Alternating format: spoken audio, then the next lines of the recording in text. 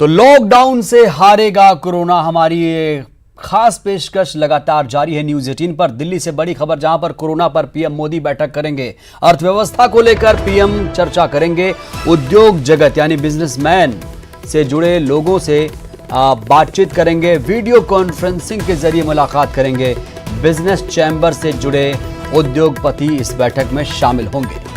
तो पीएम मोदी को उद्योगपतियों की भी चिंता है, क्योंकि लॉकडाउन है, ऐसे में सारी कंपनियां बंद हैं, हर चीजें बंद हैं, लिहाजा कोरोना पर पीएम बैठक करने वाले हैं। अर्थव्यवस्था को लेकर पीएम चर्चा करेंगे, उद्योग जगत से जुड़े लोगों से बातचीत करेंगे और ये बातचीत वीडियो कॉन्फ्रेंसिंग के जरिए होगी, उनसे मुलाकात होगी। बिजनेस चैम्बर से जुड़े उद्योगपति इस बैठक में शामिल होंगे, जो सीधे तौर पर प्रधानमंत्री से मुखातिब होंगे, अपनी समस्याएं उन्हें बता सकेंगे और पीएम भी उनकी समस्याएं जानने के लिए उत्सुक हैं। लिहाजा ये बड़ी बैठक, अर्थव्यवस्था को लेकर पीएम बैठक करेंगे, उद्योग जगत से जुड़े लोगों से बातचीत करेंगे, मुलाकात करेंगे, वीडियो कॉन्फ्रेंसिंग से वो जुड़ेंगे और बिजनेस चैम्बर से जुड़े उद्योगपतियों से मुलाकात करेंगे। तो बड़ी बैठक आज कोरोना पर पीएम मोदी की। हालांकि पीएम मोदी लगातार अपील कर रहे हैं कि लॉकडाउन को लोग सीरियसली लें, लॉकडाउन को लेकर लोग गंभीरता बरतें, संजीदगी दिखाई जाए। और आपको बता दें, पूरे देश में लॉकडाउन है, दवा, राशन, बैंक, अस्पताल, सब्जी के लिए हालांकि आप जा सकते हैं, तालाबंदी है, यानी सब कुछ बंद है। और पीएम मोदी ने इस बीच ट्वीट भी किया है, उन्होंने कहा कि गंभीरता से लॉकडाउन को लें। कई लोग लॉकडाउन को गंभीरता से सीरियसली नहीं ले रहे हैं। अपने आप को बचाएं, निर्देशों का, गाइडलाइन का पालन करें, गंभीरता से पालन करें। राज्य सरकारों से पीएम मोदी ने अनुरोध किया, नियमों और कानूनों का पालन कराया जाए। तो जो नियम और कानून हैं उसको पालन कराने की भी अपील राज्य सरकारों से पीएम मोदी ने की है। लॉकडाउन को लोग गंभीरता से नहीं ले रहे हैं, ऐसी भी जानकारी पीएम मोदी के पास है। और ऐसा देखा भी गया है, जब ताली थाली बजानी थी शाम 5 बजे कल, उस दौरान भी कई ऐसी तस्वीरें आई जहां पर लोग नियमों को तोड़ते हुए नजर आए, घरों से बाहर कई लोग निकल आए। और यही इस बात की चिंता भी पीएम मोदी ने भी दिखाई, इस पर चिंता भी जाहिर की कि लोग लॉकडाउन को गंभीरता से नहीं ले रहे हैं, और अगर नहीं ले रहे हैं तो उन्हें अब गंभीर होने की जरूरत है। तमाम निर्देशों का गंभीरता से पालन करने की जरूरत है, क्योंकि सोशल डिस्टेंसिंग, बार बार इस बात का जिक्र हो रहा है कि सोशल डिस्टेंसिंग जरूरी है अगर कोरोना को मात देनी है, दूरी बनाए रखनी है। तो दिल्ली में अफवाह फैलाने वालों पर बड़ी कार्रवाई होगी। सोशल मीडिया से अफवाह फैलाने वालों पर सख्त है सरकार और गलत सूचनाओं के प्रसार पर रोक लगाने की तैयारी हो रही है। केंद्र सरकार ने एक एडवाइजरी जारी की है, गलत सूचना फैलाने वालों पर सख्त कार्रवाई के निर्देश दिए गए हैं। तो इस बीच कुछ ऐसे भी असामाजिक तत्व हैं जो गलत सूचनाएं प्रसारित कर रहे हैं, गलत सूचनाएं फैला रहे हैं, समाज में अफवाह फैला रहे हैं। अब उन पर भी कड़ी नजर है, अफवाह फैलाने वालों पर कार्रवाई होगी। सोशल मीडिया से अफवाह फैलाने वालों पर सख्त कार्रवाई करेगी सरकार। गलत सूचनाओं के प्रसार पर रोक लगाने की तैयारी है। केंद्र सरकार ने इसको लेकर एक एडवाइजरी जारी की है। गलत सूचना फैलाने वालों पर अब सख्त कार्रवाई के निर्देश दिए गए हैं।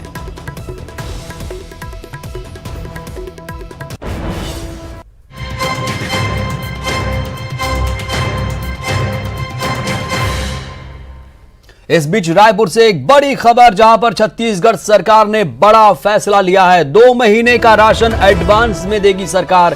बीपीएल, बिलो पॉवर्टी लाइन वालों को एक साथ 2 महीने का राशन मिलेगा, यानी अब पॉवर्टी लाइन वालों को अगले 1 महीने का एडवांस राशन मिलेगा।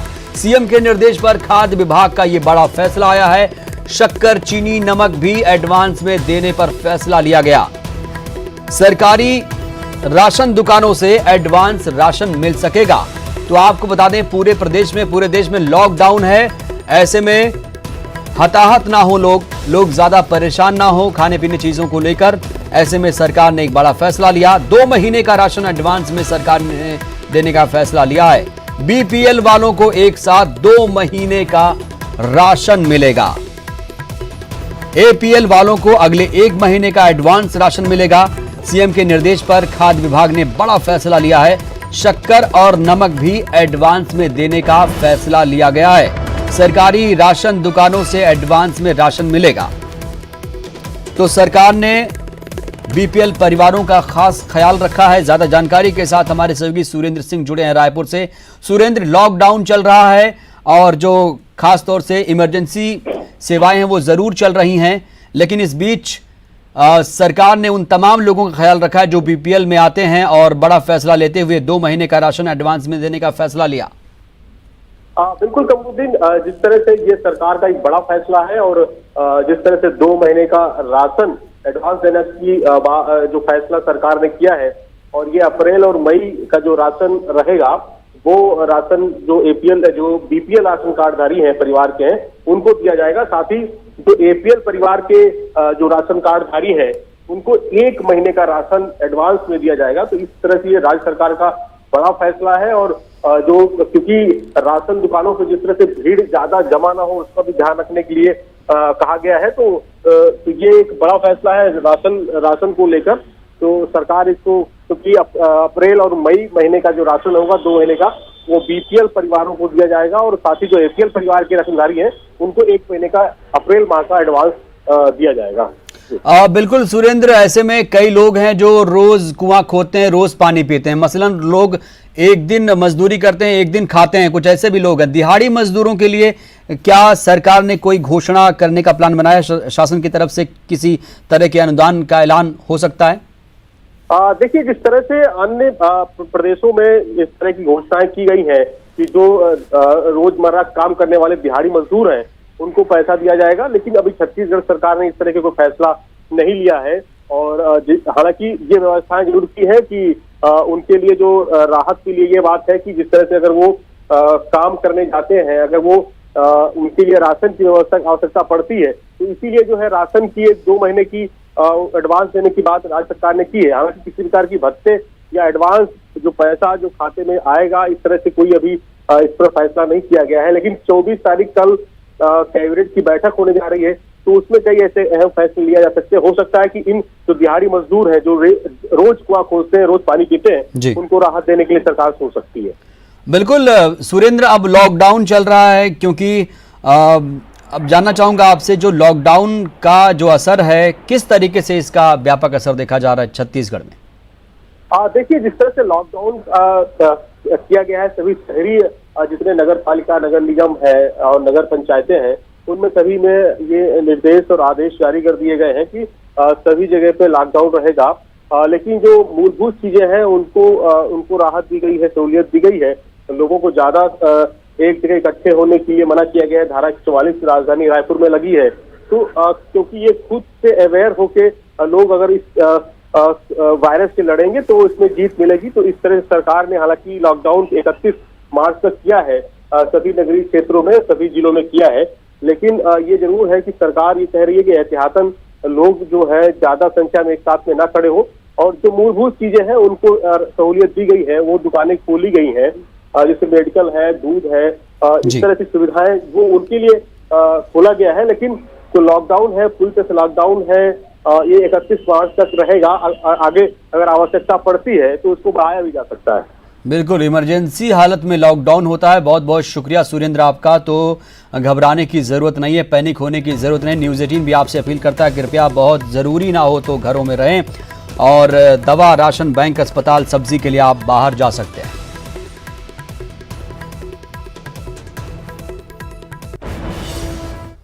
और भोपाल से इस वक्त की बड़ी खबर आ रही, जहां पर पीसी शर्मा का बड़ा बयान सामने आया। कमलनाथ को नेता प्रतिपक्ष बनाने की मांग कर दी उन्होंने। सभी पूर्व मंत्रियों ने कहा पीसीसी चीफ भी रहे कमलनाथ के नेतृत्व में लड़े उपचुनाव। तो बड़ी यहां पर एक पहल, एक बड़ा बयान पीसी शर्मा की तरफ से, जहां पर कमलनाथ को नेता प्रतिपक्ष बनाने की मांग की गई है। सभी पूर्व मंत्रियों ने एक सुर में कहा कि वो प्रदेश अध्यक्ष, कांग्रेस के प्रदेश अध्यक्ष भी रहे। क्योंकि उन्हीं के नेतृत्व में जो आने वाला उपचुनाव है 24 से 25 सीटों का, वो अगर कमलनाथ के नेतृत्व में लड़ा जाएगा तो उस पर फतेह कांग्रेस जरूर हासिल करेगी। ऐसा एक विश्वास जताया है, एक आस्था जता रहे हैं जो पीसी शर्मा हैं। उन्होंने कहा कमलनाथ को नेता प्रतिपक्ष बनाया जाए और इसके अलावा सारे जो पूर्व मंत्री हैं एक सुर में कह रहे हैं कि पीसीसी चीफ भी कमलनाथ रहें। तो बड़ी खबर आपको बता रहे हैं, कमलनाथ इस्तीफा अपना दे चुके हैं। इस वक्त वो कार्यवाहक मुख्यमंत्री हैं और ऐसे में जब नई सरकार बनेगी बीजेपी की तो उसमें कमलनाथ को नेता प्रतिपक्ष बनाने की मांग की गई। ज्यादा जानकारी के साथ हमारी सहयोगी पूजा माथुर जुड़ी हैं। पूजा, मंत्री पीसी शर्मा जो कमलनाथ के कंधे से कंधा मिलाकर हमेशा चलते रहे, सरकार के संकट में हमेशा वो साथ रहे, और अब एक बड़ा बयान दिया पीसी शर्मा ने, कहा कि कमलनाथ को नेता प्रतिपक्ष बनाया जाए और सारे मंत्री एक सुर में कह रहे हैं कि पीसीसी चीफ भी बने रहेंगे वो।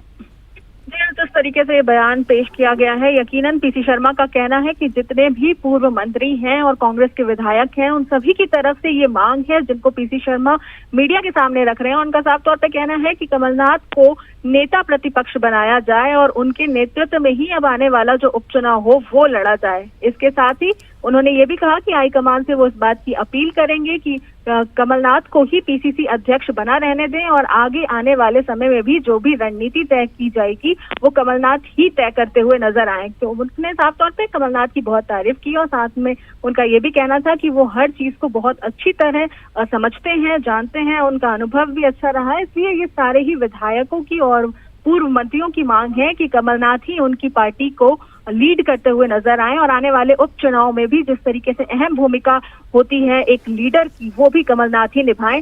और इस तरीके का बयान आज पीसी शर्मा ने मीडिया को दिया है और साफ तौर पर उनकी का कहना है कि आने वाले समय में इस बात को लेकर के वो हाईकमान से भी इस बात की अपील करेंगे कि कमलनाथ के जो पोजीशन है उस पर विचार विमर्श करें और जितने भी पूर्व मंत्री और विधायकों की मांग है उस पर हाईकमान भी हामी भरता हुआ नजर आए और कहीं ना कहीं जो उनकी मांग है वो अगर पूरी हो जाए तो यहाँ पर एमपी की राजनीति और जो आने वाला उपचुनाव है उसमें पार्टी को भी फायदा पहुंचेगा। पूजा, अभी जो नई सरकार है वो अभी नहीं बनी है, ऐसे में कवायद तो चल रही है, हालांकि सरकार बनने का दावा बीजेपी जल्द पेश करेगी।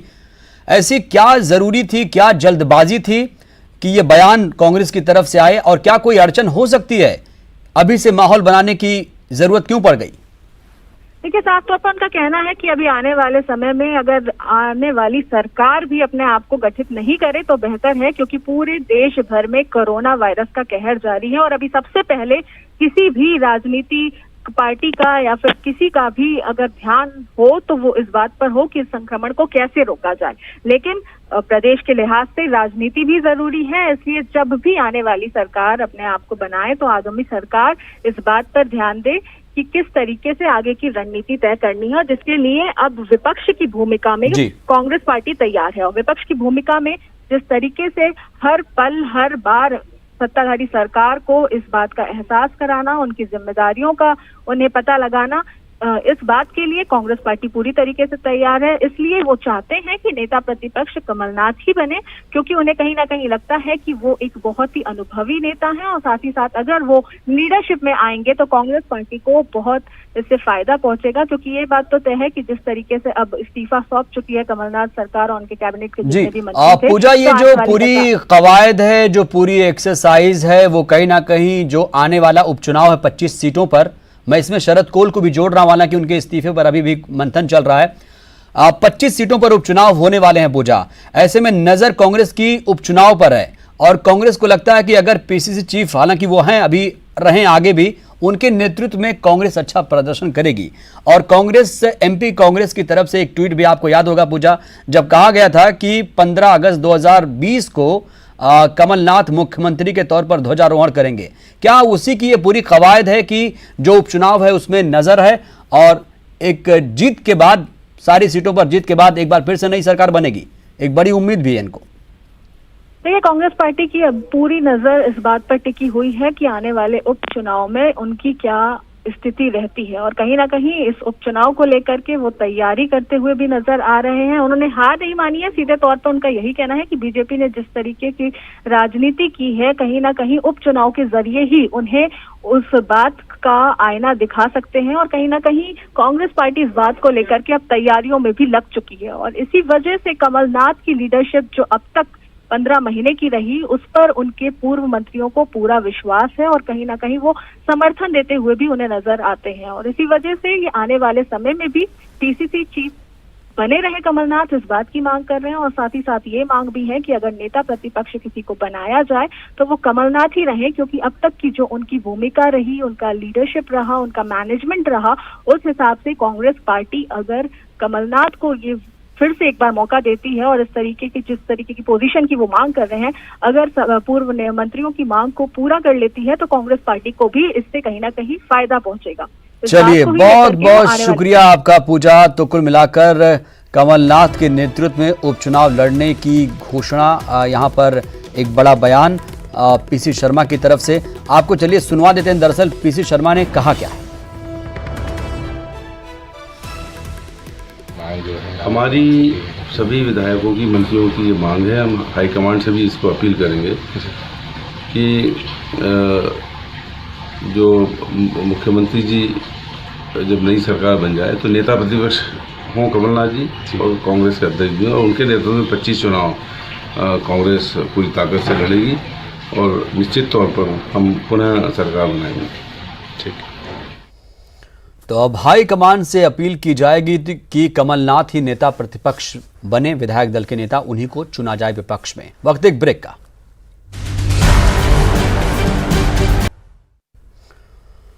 ब्रेक के बाद फिर से हाजिर हूं सुकमा से इस वक्त की बड़ी खबर, जहां पर नक्सली हमले पर बड़ी बैठक हो रही है। सीएम और गृह मंत्री की अधिकारियों के साथ बैठक हो रही है। बैठक में सुरक्षा सलाहकार के विजय कुमार भी मौजूद हैं। सीआरपीएफ डीजी और डीजीपी डीएम अवस्थी भी बैठक में शामिल हैं। पुलिस लाइन में बंद कमरे में ये बैठक चल रही है, मंथन हो रहा है। हालांकि कल भी एक आपात बैठक बुलाई थी मुख्यमंत्री ने, उसमें भी नक्सली हमले की समीक्षा की गई थी, चर्चा की गई थी। आपको बता दें, सुकमा में नक्सलियों ने घात लगाकर, एम्बुश लगाकर 17 जवानों पर हमला किया था और 17 जवान इसमें शहीद हुए थे। कई जवानों पर हमला किया था, 17 जवान शहीद हुए थे, जिसमें 12 डीआरजी के और 5 एसटीएफ के जवान शामिल हैं। और सभी जो जवान हैं, आपको बता दें, वो ज़्यादातर जो 12 जवान हैं डीआरजी के, वो सुकमा जिले के रहने वाले हैं। नक्सली हमले पर बड़ी बैठक हो रही है। सीएम और गृह मंत्री की अधिकारियों के साथ ही बैठक हो रही है और ऐसे में बेहद महत्वपूर्ण है ये बैठक, क्योंकि नक्सलियों से निपटने के लिए तमाम तरह की रणनीति बनाई जा रही है और इससे पहले भी कई रणनीतियों पर काम किया गया है। आज मुख्यमंत्री से सुकमा जब वो पहुंचे, उनसे पूछा गया तो कहां चूक हो गई, उन्होंने कहा कोई चूक नहीं हुई है और रणनीति जो बनाई गई है क्या वो काम कर रही है। उन्होंने ये भी कहा कि जो रणनीतियां सरकार बना रही है वो रणनीतियों के तहत हम लोग काम कर रहे हैं, जो रणनीतियां हैं वो कारगर साबित हो रही हैं। इस बीच नक्सली हमले पर एक बड़ी बैठक और इससे पहले जो शहीद जवान हैं उनको श्रद्धांजलि भी दी गई, उनको नमन किया गया।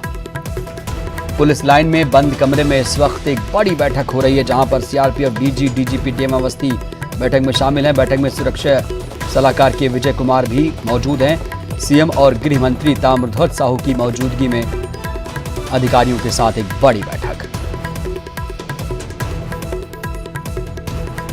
खास बात यह है कि बंद कमरे में, पुलिस लाइन में बंद कमरे में ये बैठक हो रही है और एक बड़ी रणनीति पर मंथन किया जा रहा है। ज्यादा जानकारी के साथ हमारे सहयोगी सत्यनारायण चांडक जुड़े हैं। सत्यनारायण, पुलिस लाइन में बंद कमरे में एक बड़ी बैठक हो रही है, क्या अपडेट है? जी बता दूं कि आपको कि जो है बंद कमरे में बड़ी बैठक हो रही थी, जिसमें प्रदेश के मुख्यमंत्री भूपेश बघेल और गृह मंत्री ताम्रध्वज साहू के अलावा आबकारी मंत्री कवासी लखमा के अलावा जो है केंद्रीय आंतरिक सुरक्षा जो सलाहकार है के विजय कुमार, सीआरपीएफ के डीजी जो है एनपी महेश्वरी के अलावा डीजीपी डीएम अवस्थी और जिला स्तर के सभी अधिकारियों के साथ में बंद कमरे में करीब जो है 20 मिनट तक बैठक चली और बैठक में जो है नक्सल अगले जो है क्या कदम उठाया जाए, क्या रणनीति अपनाया जाए, इस पर चर्चा हुई। उसके बाद जो है सीएम भूपेश बघेल रायपुर के लिए रवाना हो चुके हैं। जी कमुदी। बिल्कुल, कल भी एक आपात बैठक सत्यनारायण रायपुर में बुलाई गई थी जब ये नक्सली हमला हुआ था, जब जवान शहीद होने की खबर मिली थी। तब की आपात बैठक में और आज की बैठक में क्या अंतर देख रहे हैं आप, और जो रणनीतियां हैं उस पर आखिर कितना काम करने की जरूरत है, क्योंकि जो तमाम रणनीतियां वो धरी की धरी रह गई। आज जो बैठक में है खास करके ये मुद्दा रहा होगा, क्योंकि जो है श्रद्धांजलि के बाद में जब परिजनों से भूपेश बघेल मिल रहे थे तो उसमें कुछ डीआईजी के जवानों ने भी अपनी बात रखी और परिजनों ने भी अपनी बात रखी और नक्सल करके जो हमले में कहाँ चूक रह गई, किस तरह की चूक रही, क्योंकि स्थानीय स्तर के जो पुलिस अधिकारी है उनसे जो है भूपेश बघेल की चर्चा हुई। इसके बाद जो है बैठक में उन सभी तमाम विषयों पर बात किया गया जो है आज सुबह भूपेश बघेल के संज्ञान में आई है। उसी बैठकों पे जो है आज जो है करीब 20 मिनट जो चर्चा चली। इसके बाद में जो कलेक्टर चंदन कुमार है उनसे भी जो है इस मामले पर चर्चा की गई है। उस बैठक के बाद में जो है के विजय कुमार अभी भी सुकुमार मौजूद है और वो सीआरपीएफ और कोबरा के आलाधिकारियों के साथ में बैठक कर रहे हैं। आखिरकार जो है कहाँ रणनीति में कहाँ चूक हुई और आगे जो है क्या रणनीति अपनानी चाहिए, इस विषय पर जो है विशेष तौर पर चर्चा हुई थी। बड़ा प्रश्न ये भी है सत्यनारायण की सुकमा में जिस तरह से नक्सली हमले आए दिन होते रहते हैं, नक्सलियों में खास बात यह है कि इसका कोई लीडर नहीं है, कोई इसको नेतृत्व नहीं कर रहा है, और ये भी मुश्किल है सत्यनारायण की इनकी शिनाख्त बहुत मुश्किल होती है, ये पहचानना बड़ा मुश्किल होता है कि नक्सली है कौन। ऐसे में कितनी बड़ी चुनौती है आने वाले दिनों में, कैसे इसका सफाया होगा, क्योंकि जब विपक्ष में कांग्रेस थी इसको लेकर लगातार मुद्दा बना रही थी और अब सरकार के 1.25 साल हो गए। कुछ दिन पहले जब नक्सली लीडर रमन्ना की मौत हो चुकी थी, इसके बाद माना जा रहा था कि नक्सलवाद कमजोर हो गया, कहीं ना कहीं नक्सल संगठन जो भी है कमजोर हो गया, क्योंकि रमन्ना एक बस्तर नक्सलवाद के लिए बड़ा नाम था। लेकिन जो है जिस तरीके से कल जो है परसों जो नक्सली हमला हुआ है उसके बाद में जो है ये बातें सामने आई जा रही है कि नक्सल संगठन में ऐसा क्या बदलाव हुआ है, कहाँ से जो है नक्सल संगठन की टीम आई जो इतने बड़े तादाद में जवानों पर हमला किया गया और इतनी बड़ी संख्या में जवानों को नुकसान पहुंचा गया, जब खास करके डीआरजी उस वक्त मौजूद हो। डीआरजी की 5 टीम पर हमला किया गया है, एक साथ 5 टीम को निशाना बना गया है, जिसमें सभी 5 टीम के जवान घायल भी हुए हैं और शहीद भी हुए हैं। ये सबसे बड़ा प्रश्न है। जी सत्यनारायण, बहुत बड़ा प्रश्न है, वाकई चिंता का भी विषय है ये। बहुत बहुत शुक्रिया आपका अपडेट देने के लिए। और अब बात करेंगे लॉकडाउन की। शाहजहांपुर में कोरोना के चलते बाजार पूरी तरह से बंद हैं। रविवार को जनता कर्फ्यू के नाम पर बंद का आह्वान किया गया था, लेकिन कोरोना के बढ़ते प्रकोप के मद्देनजर प्रशासन ने सभी व्यावसायिक प्रतिष्ठान को बंद रखने को कहा। प्रशासन ने फिलहाल 24 मार्च की रात 12 बजे तक यहां लॉकडाउन घोषित कर रखा है। वहीं पूरे इलाके में धारा 144 के तहत विभिन्न दिशा निर्देश जारी किए गए हैं। हालांकि मेडिकल, दूध, फल, सब्जी, किराना जैसी आवश्यक जरूरी वस्तुओं को इस बंद से मुक्त रखा गया है। इसके चलते शाहजहांपुर में आज दूसरे दिन भी बाजार पूरी तरीके से बंद रहेंगे। कल जरूर इसे जनता कर्फ्यू का नाम दिया गया था, लेकिन अब हालात लॉकडाउन जैसे हैं। आपको दिखा दूं कि बस स्टैंड का वो इलाका है जो अल सुबह खुल जाता है। इसमें कई दुकानें जो है वो होटल्स हैं, नाश्ते की दुकानें हैं, कुछ खाने की दुकानें हैं। यहाँ पर अमूमन दुकानें 6:30-7 बजे खुलना शुरू हो जाती है। लेकिन जैसे ही रात को प्रशासन ने 25 मार्च तक इस पूरी बंद को लॉकडाउन किया, उसके बाद जो है दुकानें आज सुबह नहीं खुली है। इक्का दुक्का लोग अभी भी बाजारों में निकले हुए हैं, उन्हें शायद इस लॉकडाउन के बारे में पता नहीं है। आपको बता दें कि ये पूरा बाजार आप देख सकते हैं, बेहद कम लोग हैं। हालांकि इस पूरे बंद से जो है मेडिकल, दवा की दुकानें हो गई, चाहे आपका खाने पीने के सामान की राशन की दुकानें हो गई, दूध की दुकानें हो गई, इन कुछ चुनिंदा दुकानों को छूट दी गई है। लेकिन बाकी सारे व्यावसायिक प्रतिष्ठानों को आज बंद रखा जाएगा। तो न्यूज़ 18 भी आपसे अपील करता है कि घरों में रहें, स्वस्थ रहें। सुनील हंसराय, न्यूज़ 18 मध्य प्रदेश, शाहजहांपुर। तो लॉकडाउन का मतलब सिर्फ इतना होता है कि सब कुछ बंद, लेकिन जरूरी सेवाएं जारी रहेंगी। वक्त एक ब्रेक का।